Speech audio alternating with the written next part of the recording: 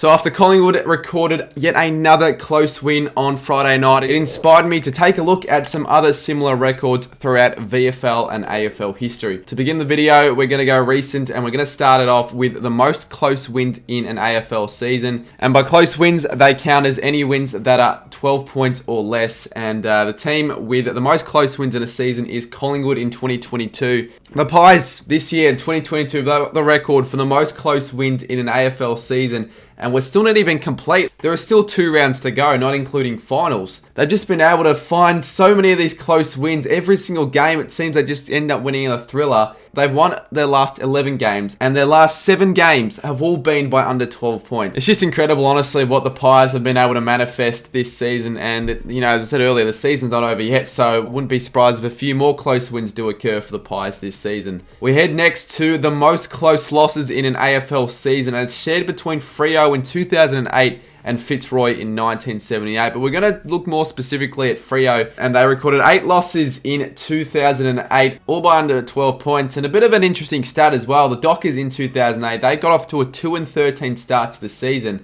The results went their way. They could have well and truly been in contention for the finals, but instead I think they only ended up finishing the season with 7 or 8 wins. We next head to the best close win record, and this was achieved by Melbourne in 1989. Well, they finished the season with 14 wins, so they were very lucky to scrape into the finals because of all those close wins they were able to master in that season.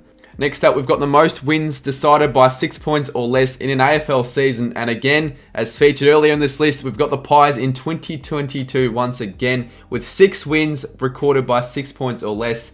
Again, a VFL AFL record. The Blues in round 11, the Hawks in round 12, the Suns in round 16, the Crows in round 18, the Bombers and then the Power in both round 19 and 20.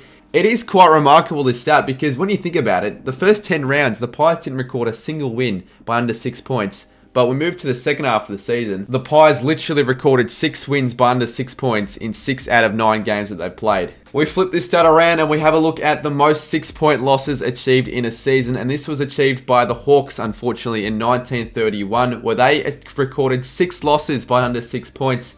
And 3 of those losses were in the first 3 games between Footscray, St Kilda and South Melbourne. Back in 1931, seasons weren't as long as they are currently, so there are only 18 rounds in the home and away season, which means that 6 out of the 18 games the Hawks played in were losses decided by 6 points or less, which is incredibly unlucky. And a bit of a special mention also to North Melbourne in the seasons of 2013 and 2017, where they recorded 5 losses by under 6 points all in a season. And quite notably, 2013, they had a few huge chokes. 4 of their first 9 games were all losses by under 6 points.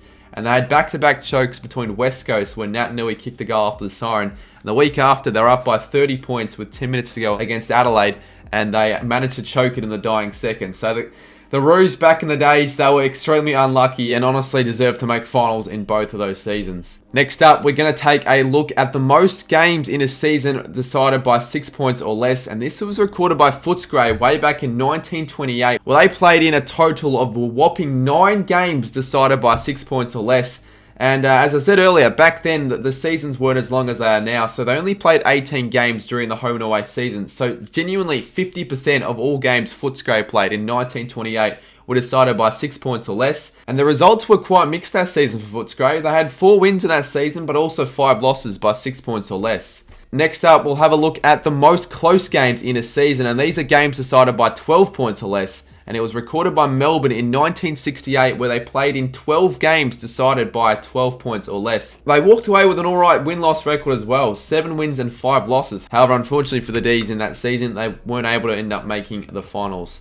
Now we're going to move past the close games and instead focus our attention more towards the big smashing throughout seasons. And we're going to start the list off with the most 50-plus point losses in a season. And this was recorded by Fitzroy in their last ever season in 1996.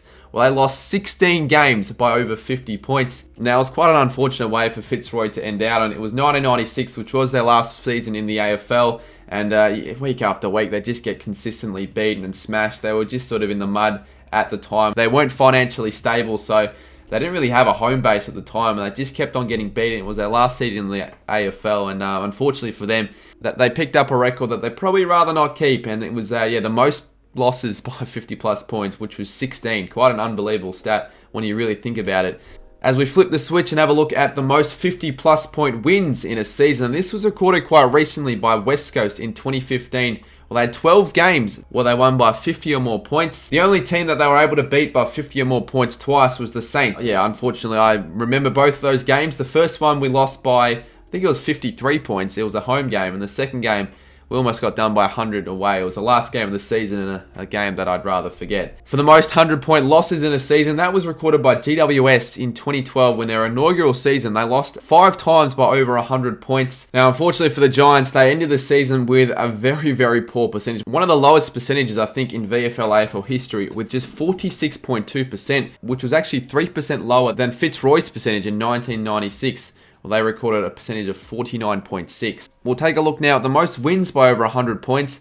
And this was done by Richmond in 1980. They won by 100 plus points 4 times throughout the season, with their highest margin being 152 points against the Saints. And next up, we've got a bit of an interesting one here. We've got the highest margin of a close game in a season, and this was done by the Western Bulldogs in 2012 with a margin of 18 points. And essentially what I mean by that is that the lowest margin the Dogs were a part of was 18 points, which is the highest margin of any team's closest game in a season in history. Now, we all know the Pies are in the top 2, and they're in the top 2 with a very low percentage of just 106.33%. So I thought it'd be interesting to have a look at some of the lowest percentages for sides making finals and vice versa, some of the highest percentages for teams that didn't make the finals.